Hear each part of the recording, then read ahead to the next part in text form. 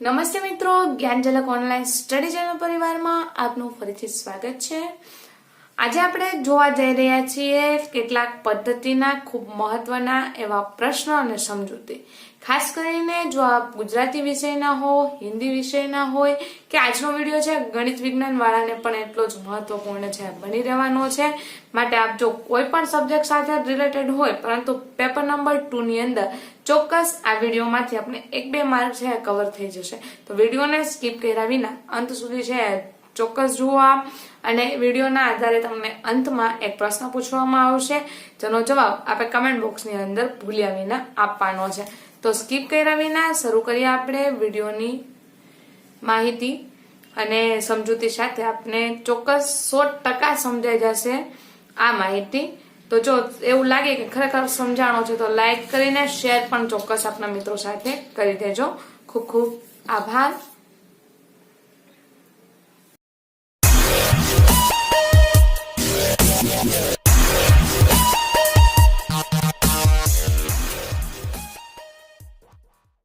તો મિત્રો હવે જોઈએ આપણે શિક્ષણનું આયોજન અથવા શિક્ષણમાં આયોજન સંદર્ભે આજે આપણે વાત કરવાની છે। તો આ શિક્ષણનું આયોજન જોતા હોય પહેલા આયોજન શું છે એ આપણે સમજવું પડે। તો આયોજન કોને કહી શકાય? તો કે કોઈ પણ કાર્યને આપણે જયારે સારું બનાવવા ઈચ્છતા હોય ત્યારે એની જે દરેક બાબતો છે ને ઝીણવટભેરો અભ્યાસ કરીએ અને ત્યાર પછી એ કાર્યના પૂર્ણતાનો ઓપ છે આપણે આપી શકતા હોય છે। તો એ સંદર્ભમાં આયોજન છે એ કોને કહી શકાય? તો કે જેની તલસ્પર્શી બાબતો છે એની લગતી જે બધી જ બાબતો છે તલસ્પર્શી માહિતી એકત્રિત કરવાની અને માહિતી એકત્રિત કર્યા બાદ તેની વિષયનું કોઈ આયોજન બનાવવામાં આવે। એ પછી શૈક્ષણિક કક્ષાનું પણ હોય, કોઈ આપણે મકાન બનાવવું છે તે મકાનનો પહેલા આપણે નકશો તૈયાર કરીએ અને ત્યાર પછી આ મકાનનું નિર્માણ કરવાને કરી અને જે કોન્ટ્રાક્ટરો હોય એને આપણે કહેતા હોય છે। તો દરેક વસ્તુની અંદર આયોજન છે પોતાનો મોટો ભાગ છે ભજવતું હોય છે અને એ જ બાબત છે અહીંયા શિક્ષણની અંદર પણ આયોજનનું એટલું જ મહત્વ રહેલું છે।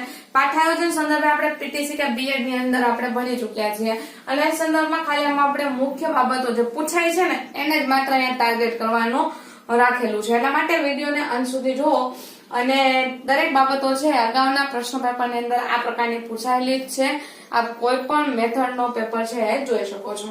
આયોજન એટલે શું? તો કે તલસ્પર્શી માહિતી ને ચોક્કસ કટિબદ્ધ કરવાનો, સમયનો સદુપયોગ કેટલો થાય અને સમયના સદુપયોગ પ્રમાણે કેટલી માહિતી આપણે રજૂ કરી શકીએ છીએ અને આયોજન તરીકે ઓળખવામાં આવે છે।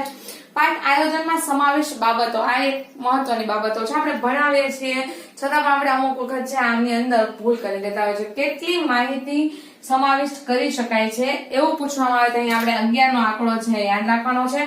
સાથોસાથ એ 11 નો આંકડો આપણે અહીંયા પણ યાદ રાખવાનો છે કે એકમ આયોજનના સોપાનો કેટલા છે? તો એ સોપાનો છે એ પણ આપણે યાદ રાખશું। અહીંયા કેટલા છે? 11 અને પાઠ આયોજનમાં સમાવેશ બાબતો પણ કેટલી છે? 11। આ એક સાથે બે પ્રશ્નોની આપણે અહીંયા તૈયારી કરી દીધી। સાથોસાથ પાઠ આયોજનના જે માહિતી હોય એની અંદર કેટલી બાબતોનો સમાવેશ થાય છે? તો કે સામાન્ય માહિતી। કોઈ પણ પાઠ આયોજન બનાવતો એટલે એ પાઠના સંદર્ભમાં આપણી પાસે સામાન્ય બાબતો છે ચોક્કસપણે હોવી જોઈએ। સામાન્ય હેતુ કીધો હોય, સામાન્ય હેતુ છે મોટા ભાગે લાંબા ગાળે સિદ્ધ થતો હોય અને પછીનો વિડીયો આવશે તેની અંદર આપણે સામાન્ય અને વિશિષ્ટ હેતુ હોય, પછી કયો હેતુ શ્રવણ કૌશલ્યનો છે, કયો હેતુ લેખન કૌશલ્યનો છે। મોટા ભાગના પેપરો આપણે જોઈએ 2014 ની સાલના મેથડના પેપરનો અભ્યાસ કરીએ તો મોટા ભાગના પ્રશ્નો છે આ રીતના પૂછાયેલા છે। 2018 ની એક્ઝામની અંદર પણ આવા પ્રશ્ન છે કોઈ એક સામાન્ય હેતુ આપેલો હોય તો એનો તાત્પર્યાર્થ છે સમજાવવાનું સૂચન કરવામાં આવેલું હોય। તો અહીંયા સામાન્ય માહિતી બાદ આવશે સામાન્ય હેતુ। સામાન્ય હેતુ છે લાંબા ગાળે સિદ્ધ થાય એક વસ્તુ યાદ રાખજો। જો એક એમસીક્યુ તૈયાર જો વિશિષ્ટ હેતુ એક તાસના સંદર્ભમાં તૈયાર થાય। આ બીજો તમારો એમસીક્યુ તૈયાર થઈ ગયો। કેટલી બાબતો થઈ અત્યાર સુધીમાં? તો કે પાઠ આયોજનમાં સમાવેશ બાબતો કેટલી હોય? 11 હોય। એકમ આયોજનના સોપાનો કેટલા હોય? 11 હોય। સામાન્ય હેતુ કોને કહેવામાં આવે? તો કે સામાન્ય હેતુ છે કહેવામાં આવે છે કે જે લાંબા ગાળે સિદ્ધ થાય છે। વિશિષ્ટ હેતુ કોને કહેવામાં આવે છે? તો કે વિશિષ્ટ હેતુ છે એક તાસના અંતે સિદ્ધ થતો હોય છે। ત્યાર પછી આપણે પાઠ આયોજનની અંદર પદ્ધતિ, હવે વ્યાકરણ હોય તો વ્યાકરણની પદ્ધતિ છે આગમન નિગમન હોય।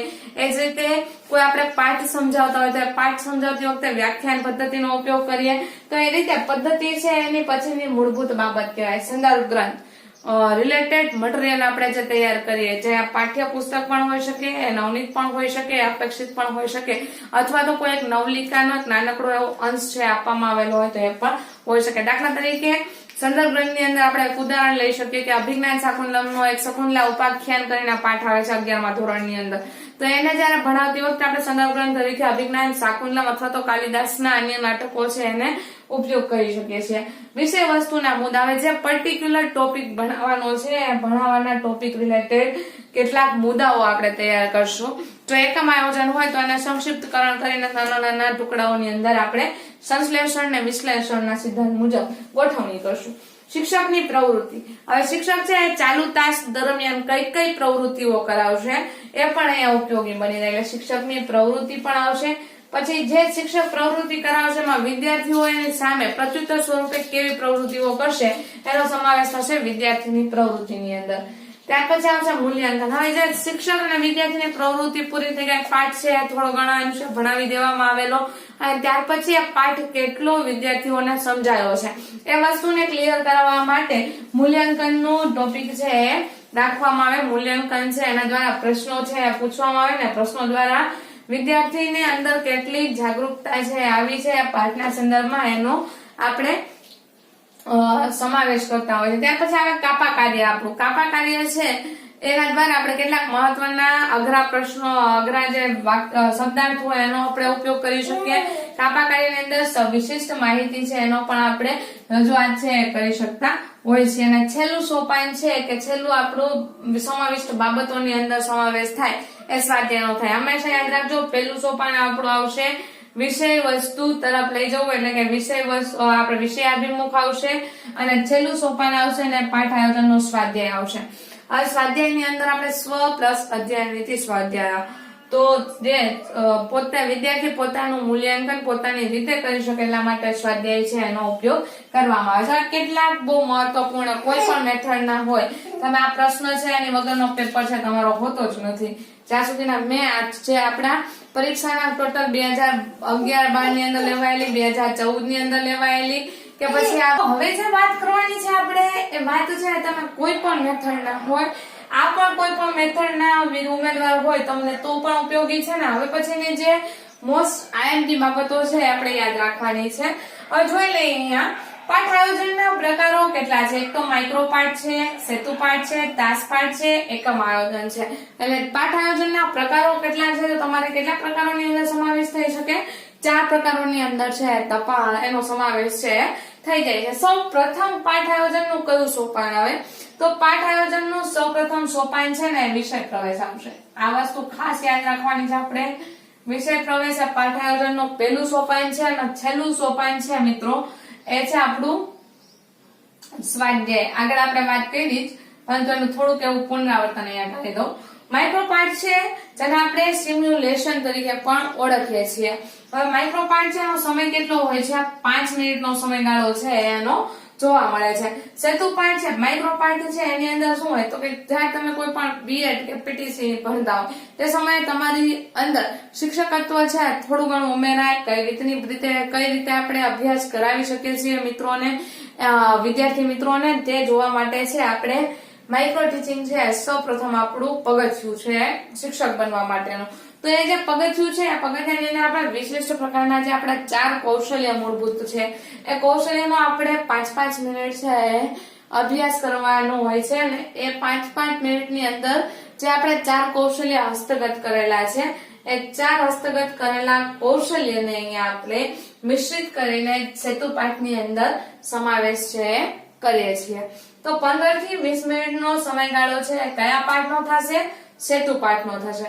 પછી તાસ પાઠ છે એનો કેટલા મિનિટનો હોય? 30 મિનિટનો. મોટા ભાગે જ્યારે આપણે બીએડ ની અંદર લેક્ચર લેતા હોય તે સમયે 30 મિનિટનું આ પાઠ આયોજન છે કરવામાં આવે છે. પરંતુ જ્યારે આપણે અહીંયા જોતા હોઈએ કે આપણો જે અત્યારની લેક્ચર પદ્ધતિ છે તો એનો 45 મિનિટનો સમયગાળો છે નિર્ધારિત 9, 10, 11, 12 ની અંદર કરવામાં આવેલો છે. તો આ વસ્તુ પણ અહીંયા યાદ રાખજો.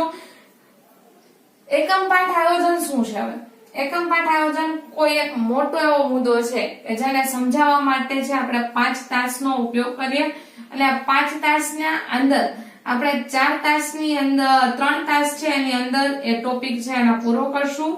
1 તાસ છે વધારાનો અંદર એડ કરશું, જેની અંદર આપણે મૂલ્યાંકન કસોટી રાખશું.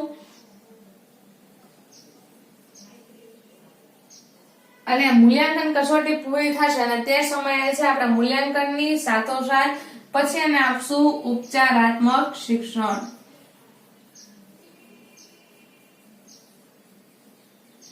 આ વસ્તુ આપણે યાદ રાખવાની છે કે 5 તાસની અંદર 3 તાસ છે આપણા કેના હશે? વિષય વસ્તુને રિલેટેડ હશે. પછી ત્યારબાદ 1 તાસ હશે મૂલ્યાંકન કસોટીનો અને પછી આપશું ઉપચારાત્મક શિક્ષણ. કે મૂલ્યાંકન કસોટી આપણે ચેક કરીને ચેક કરેલાના અંતે આપને પરિણામો એવા મળે કે ભાઈ આજે આખો ટોપિક આપણે ભણાવ્યો છે એ ટોપિક માંથી અમુક અંશ છે વિદ્યાર્થીને નથી આવડતા અને વિદ્યાર્થીને નથી આવડતા આપણે એનું રિવિઝન કરાવવું એટલે ઉપચારાત્મક શિક્ષણ. આ વસ્તુ યાદ રાખી લેજો. તમને કદાચ એવું પણ પૂછી શકાય કે ઉપચારાત્મક શિક્ષણનો સંબંધ કયા પાઠ આયોજન સાથે છે, તો આપણે આખો મીચીને આન્સર આપી દેવાનો છે એકમ આયોજન. હવે એકમ આયોજન છે તાસ પાઠ આયોજન આપણે પહેલા અને છેલ્લા સોપાનની તો વાત કરી, પરંતુ હવે છેલ્લા કે એના જે કુલ સોપાનોની સંખ્યા કેટલી છે? એકાદ વાર આ પ્રશ્ન પણ પૂછાયેલો છે કે 5 તાસ આયોજન હોય તો તાસ આયોજનના સોપાનની સંખ્યા થશે 5. કયા કયા છે? વિષય પ્રવેશ, આદર્શ વાંચન, વિષય વસ્તુનું વિશ્લેષણ, મૂલ્યાંકન અને સ્વાધ્યાય. મૂલ્યાંકનની અંદર ઘણી બધી આપણે ફ્લેશ કાર્ડ, કોઈ ગ્રામરનો ટોપિક હોય તો ફ્લેશ કાર્ડ દ્વારા પણ એ વ્યક્તિઓનું મૂલ્યાંકન અથવા તો કોઈ એ પ્રકારની ગેમ છે કરી શકે છે. દાખલા તરીકે સંધિના નિયમ હોય તો અલગ અલગ ફ્લેશ કાર્ડ લઈને મિત્રોને ઉભા કરીએ અને એના દ્વારા છે આન્સર લાવવાનો પ્રયત્ન કરીએ. 2 મિત્રો છે જોડી એક ફ્લેશ કાર્ડ છે એને સામે રાખે અને પછી એનો સંધિ કરવા માટે આપણે કોઈ ત્રીજા મિત્ર છે વિદ્યાર્થી મિત્રને આપણે ઉભા કરતા હોય છે. તો આથી આપણી શિક્ષણમાં આયોજનની ટૂંકી એવી ચર્ચા. આશા રાખીએ આપને આ વિડીયો ઉપયોગી બને તો આપ ચોક્કસ અગાઉ કીધું એમ શેર કરવાનું છે, ભૂલવાનું નથી. અને સાથોસાથ નેક્સ્ટ વિડીયો છે ટૂંક સમયની અંદર જ આવી રહ્યો છે. સાથોસાથ આપણી 2 test time, check your knowledge with test. આ ટેસ્ટ ટાઈમ છે 6 વાગે છે, જેમાં આપણે ટાટ સ્પેશિયલ છે, અને 9 વાગે છે. 9 વાગ્યાની અંદર આપણે બીજું આયોજન કરેલું છે. એ આયોજન છે આપણી જનરલ ટેસ્ટ છે, જી ટેસ્ટ એને કહી શકાય. આ જી ટેસ્ટ છે ચોક્કસ આપો. ટાટની એક્ઝામ બાદ આપણે કોઈ એક્ઝામની અંદર ફોર્મ ભરેલું હોય તો જી ટેસ્ટ આપણે ચોક્કસ ઉપયોગી બની રહેશે. તો ઘણી બધી એક્ઝામની અંદર આપણે પૂછાયેલા સવાલો છે એના જી ટેસ્ટની અંદર વધારે પ્રભુત્વ આપીએ છીએ, કારણ કે આપણે પણ જો અવારનવાર એક્ઝામ આપતા હોય તો આપણે અનુભવ એવો કરેલો હશે કે ઘણી બધી એક્ઝામની અંદર આ પ્રકારના પ્રશ્નો છે પુનરાવર્તિત થતા હોય છે. હવે વિડીયોના અંતે એક નાનકડો એવો પ્રશ્ન કે જેનો જવાબ આપણે કમેન્ટ બોક્સની અંદર ભૂલ્યા વિના આપવાનો છે. એકમ આયોજનના સોપાનોની સંખ્યા કેટલી છે આપણે કમેન્ટ કરીને જણાવવાનું છે, ને છેલ્લું સોપાન છે એકમ આયોજનનું કયું છે. તો આ તો આજનો વિડીયો. આશા રાખીએ આપને ગમ્યો હશે, મદદરૂપ બન્યો હશે. તો like, share and subscribe please. Thank you.